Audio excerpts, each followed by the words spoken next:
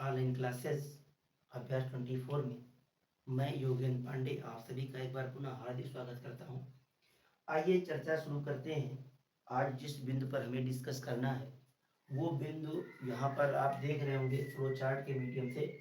सबसे पहले है तिलहन, फिर तिलहन उत्पादन वाले प्रमुख राज्य भारत की, फिर चाय पे चर्चा करेंगे, फिर कॉफी पे डिस्कस करेंगे। तो चैप्टर नंबर 4 क्लास 10 एग्रीकल्चर, इसके विषय में हमको आज डिस्कस करना है और आई थिंक ये वीडियो नंबर 5 होगा आपके लिए।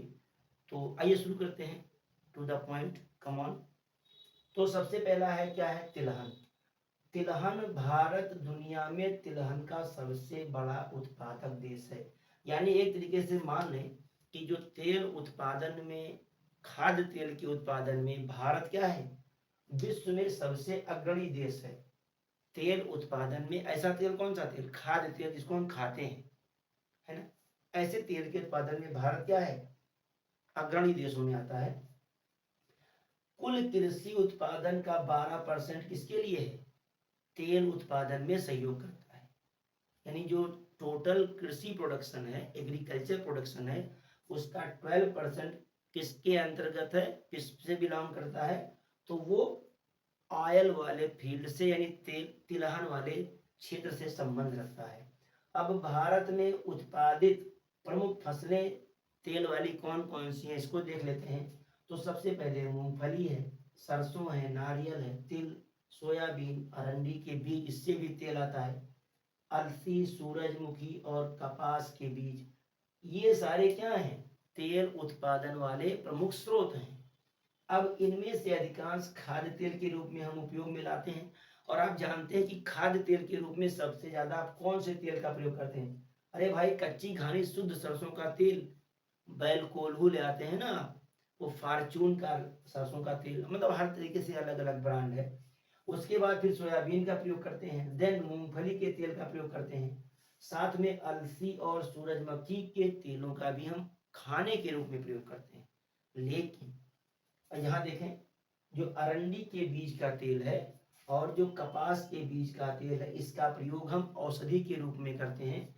और कपास के बीज का प्रयोग जो तेल के रूप में, उसके बीज से तेल निकलता है कपास से, उसमें हम मुख्यतः साबुन बनाने में प्रयोग में लाते हैं। अब एक फसल आप यहाँ देख रहे होंगे, अरंडी और अलसी। अलसी अब बहुत कम बोया जाता है, आई थिंक 20 साल हो गया होगा मुझे अलसी का पौधा देखे हुए। चलिए, अरंडी का पौधा आप सब देखे होंगे। अरंडी का मतलब रेड़ होता है। रेड़ क्या होता है, आपने देखा होगा कि होली के दिनों में एक पौधा हम खोद करके लाते हैं, काट करके होलिका के साथ अटैच कर देते हैं, वही रेड़ का पौधा होता है। और उसी रेड़ के पौधे से जो बीज निकलता है उसी को अरंडी बोलते हैं। उस अरंडी के बीज का प्रयोग हम औषधि के रूप में करते हैं। क्लियर हुई बात। चलिए, अब भारत में तिलहन फसलों के अंतर्गत सर्वाधिक उत्पादन सोयाबीन का होता है। और किस प्रदेश में होता है, तो मध्य प्रदेश में होता है। इसीलिए मध्य प्रदेश को सोया प्रदेश के नाम से जानते हैं। तो भारत में सबसे ज्यादा उत्पादन किसका होता है, सोयाबीन का होता है। और कहाँ पे होता है, तो मध्य प्रदेश में होता है। और मध्य प्रदेश को किस प्रदेश के नाम से जानते हैं, सोया प्रदेश के नाम से। ये भी एक इंपॉर्टेंट क्वेश्चन आपके लिए बन जाएगा कि भारत में सोया प्रदेश के नाम से किस प्रदेश को जानते हैं। आपके सिलेबस में है, क्वेश्चन आ सकता है, या ऐसे भी पूछ सकता है कि निम्नलिखित प्रदेशों में से किसे सोया प्रदेश के नाम से जानते हैं। तो भैया 4 ऑप्शन रहेगा वहां पे, उत्तर प्रदेश, मध्य प्रदेश, गुजरात, महाराष्ट्र, इस तरीके से। उसमें से एक एमपी भी रहेगा, तो आपको किस पे टिक करना है, एमसी, मध्य प्रदेश वाले पे आपको टिक करना है। तिलहन उत्पादन में दूसरा स्थान किसका है, मूंगफली। मूंगफली सबसे ज्यादा, मतलब सोयाबीन के बाद जो सबसे ज्यादा उत्पादन है किसका है, मूंगफली का। देखिए ठंडी आ रही है, बहुत ज्यादा मूंगफली लोग खाते हैं। मूंगफली गर्म होता है, इसे गरीबों का बादाम कहा गया, किसको, मूंगफली को, है ना। एक वो मूंगफली वाला वीडियो बहुत वायरल हुआ था वहां से, पश्चिम बंगाल का। एक बंदा बेचता हुआ, है ना, वो मूंगफली को बेचता हुआ, वो वायरल हुआ था बहुत तेजी के साथ। अब भारत में तिलहन उत्पादन में सबसे आगे वाले राज्य कौन कौन है, जहाँ पे सबसे ज्यादा तिलहन की फसलों का उत्पादन होता है। आपने देखा सबसे पहले तो मध्य प्रदेश ही आ गया, किसके लिए? सोयाबीन उत्पादन के लिए। मूंगफली गुजरात, गुजरात के क्षेत्र में, क्योंकि इसके लिए जो एनवायरमेंट है, इसके लिए जो मिट्टी है वो सबसे ज्यादा बलुई दोमट मिट्टी की जरूरत होती है मूंगफली में। सरसों राजस्थान में उगाया जाता है, उत्तर प्रदेश में भी होता है, लेकिन सबसे ज्यादा सरसों का प्रोडक्शन कहाँ होता है? राजस्थान में होता है। कर्नाटक में सूरजमुखी होता है। नारियल ओबियसली समुद्र तटीय प्रदेश में होता है, यानी मालाबार, मालाबार का जो तट है वो तमिलनाडु है, यहाँ पर नारियल का उत्पादन होता है। आइए अब चाय पे चर्चा कर लें। है भाई, तेल पे चर्चा कर ली, तेल निकल गया सबका, अब आइए चाय पे चर्चा करते हैं। चलिए, चाय किस प्रकार के एनवायरनमेंट में उगा सकते हैं? तो सबसे पहले उष्णकटिबंधीय और उपोष्णकटिबंधीय जलवायु वाली फसल है। क्या है? उष्णकटिबंधीय और उपोष्णकटिबंधीय जलवायु वाली फसल है। क्या? चाय है। इसके लिए अच्छी उपजाऊ दोमट मिट्टी चाहिए, साथ में अच्छे जल निकास वाला, और साथ में ह्यूमस और कार्बनिक पदार्थों युक्त मिट्टी की आवश्यकता होती है। किसके लिए? अरे चाय के लिए भैया। चाय देखो, मतलब चाय अगर आप किसी के यहाँ गए और चाय आपको नहीं मिली तो आप क्या सोचते थे? मारो मिठाई दी से कब चाहो नहीं पूछी, समझे ना?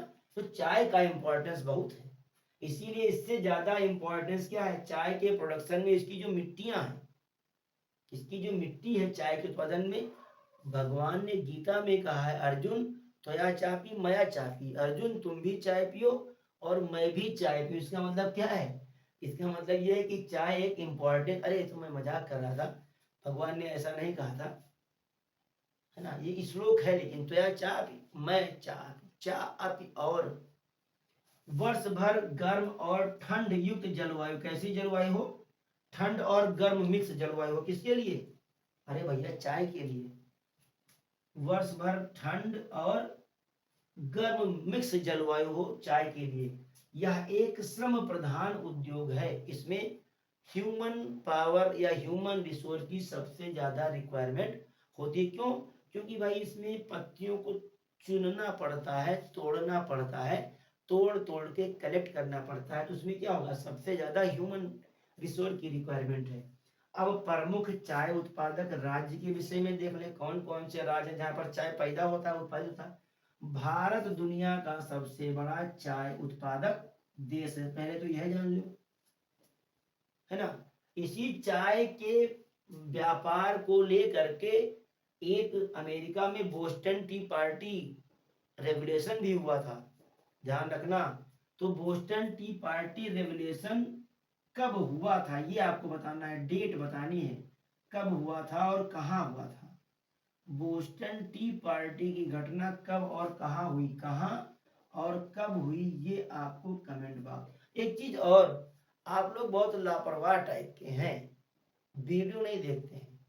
आपको लगता होगा कि ऐसे बहुत इजी है पेपर, हम सॉल्व कर ले जाएंगे। आप समझो कि आप जो स्लो पॉइजन ले रहे हो एजुकेशन का, स्लो पॉइजन का मतलब आप जो ये सीरीज पढ़ते हो ना, गाइड बुक्स, विद्या है, मास्टरमाइंड है ना, वो सवाल है।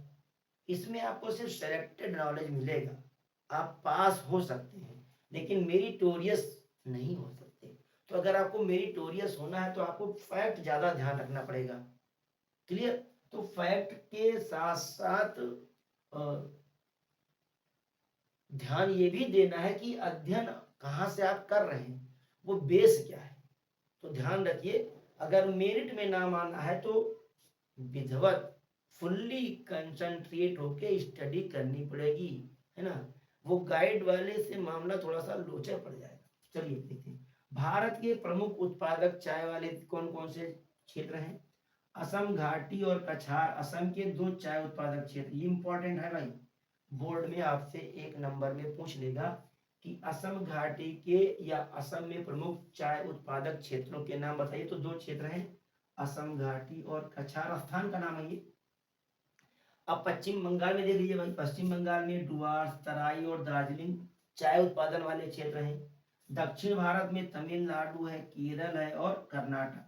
इनको आप मैप बनाकर भी प्रदर्शित करें, मैप बनाए ऐसे मैप कैसे बनाते हैं आइए देख लेते हैं। यही मैं आपको समझाए दे रहा हूँ, लेकिन यहाँ तो स्पेस ही नहीं है।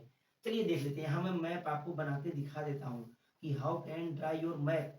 अब आपको सिर्फ नीचे वाला पोर्शन दिखाना है मैप में कि कहाँ कहाँ पर चाय के प्रोडक्शन वाले क्षेत्र हैं। तो आइए देख लेते हैं। ये रहा भारत का एक छोटा सा मैप। क्लियर हो गई बात। अब सबसे पहले असम घाटी, तो आप जब यहाँ देखेंगे ऐसे यहाँ जाएंगे तो यहाँ पर इधर ये पूरा असम वाला बेल्ट पड़ेगा। यहाँ पर चाय के दो क्षेत्र हैं, कछार और असम घाटी। फिर पश्चिम बंगाल ये वाला बेल्ट आ जाइए पूरा। यहाँ पर क्या है, दार्जिलिंग है, डुआर्स तराई क्षेत्र, ये पश्चिम बंगाल में है। फिर उसके बाद दक्षिण भारत में आ जाइए, ये वाला पूरा बेल्ट है ना। तमिलनाडु, तमिलनाडु कौन सा भाई, ये तो केरल है, ये तमिलनाडु है ना। और ये आपका कर्नाटक है, यानी कर्नाटक, और ये केरल और ये तमिलनाडु।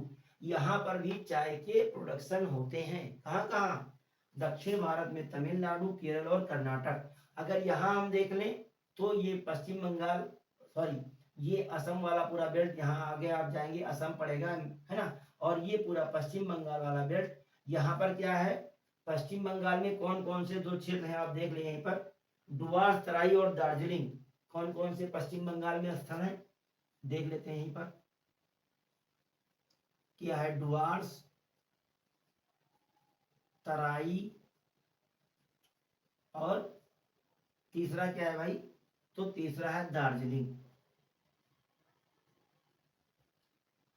दार्जिलिंग ये क्या है, प्रमुख चाय उत्पादक देश पश्चिम बंगाल में है। अब भारत, दक्षिण भारत में तमिलनाडु, केरल और कर्नाटक, यानी ये तमिलनाडु है, ये केरला है और ये कर्नाटका है। तो ये क्षेत्र यहाँ पर चाय उत्पादक देश है। आइए दक्षिण भारत की सबसे महत्वपूर्ण, अब दूसरे चीज पर चर्चा कर लो। अभी तक तो चाय पर चर्चा किया ना, दूसरा चर्चा का विषय का काफी, यह काफी इंपॉर्टेंट पेय पदार्थ है। थोड़ा सा स्टेटस भी इसका अच्छा होता है। लोग, अगर आप किसी को काफी पिला के उसका स्वागत करते हैं तो वो उसका इंप्रेशन उसके मन में आगे पर थोड़ा सा ज्यादा बेहतर बनता है चाय की अपेक्षा। तो दक्षिण भारत की सबसे महत्वपूर्ण पेय फसल क्या है भैया, काफी है। काफी सबसे महत्वपूर्ण पेय फसल कहाँ है, दक्षिण भारत की है। विश्व के कुल काफी उत्पादन में भारत का जो योगदान है वो 4% है। अब देखिए, प्रमुख राज्य जहां कर काफी उत्पन्न होती है, तो भैया कर्नाटक में काफी है, केरल में काफी है, और तमिलनाडु की नीलगिरी की जो पहाड़ियां हैं ये, वहां पर क्या है, काफी का उत्पादन किया जाता है। तो इस तरीके से एक छोटा सा टॉपिक जिसके ऊपर हमने डिस्कस किया, तिलहन देखा, तिलहन उत्पादन वाले प्रमुख राज्य देखे, कौन कौन सी फसलें हैं जिनसे तेल का उत्पादन होता है, और हम खाद्य पदार्थ और अन्य उद्योगों में भी, सौंदर्य प्रसाधन में मलहम के रूप में भी तेलों का प्रयोग करते हैं। फिर हमने चाय पे चर्चा की, चाय पे कहाँ कहाँ चाय मिलता है, असम में चाय है, यानी असम घाटी और कछार में। फिर यहाँ पश्चिम बंगाल में डुआर्स, तराई और दार्जिलिंग। फिर उसके बाद दक्षिण भारत में केरल, कर्नाटक और तमिलनाडु।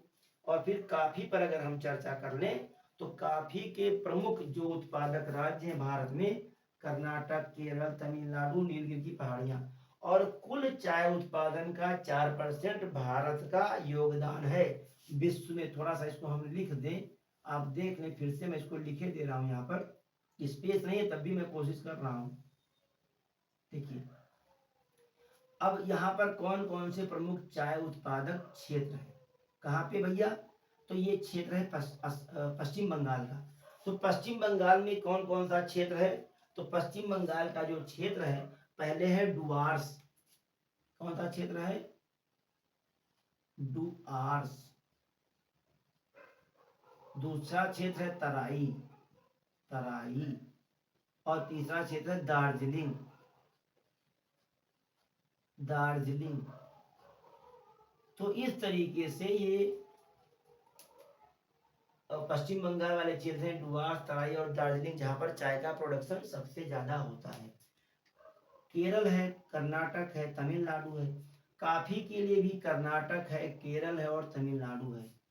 टोटल विश्व का 4% काफी हम उत्पादन करते हैं। तो इसको मैं थोड़ा यहाँ से इरेज कर दूं ताकि ये देखने में बुरा ना लगे और आप समझ गए होंगे कि कैसे क्या करना है। जी चलिए, तो इस तरीके से हमने इस पर चर्चा की और आई थिंक यह वीडियो आपके लिए यूजफुल होगा, मुझे आशा नहीं बल्कि पूर्ण विश्वास है। और एक साथ हाँ, इसको देखना जरूर है भाई, शेयर भी करना है, लाइक और कमेंट भी करना है और साथ में सब्सक्राइब भी, इसको भी ध्यान रखिए।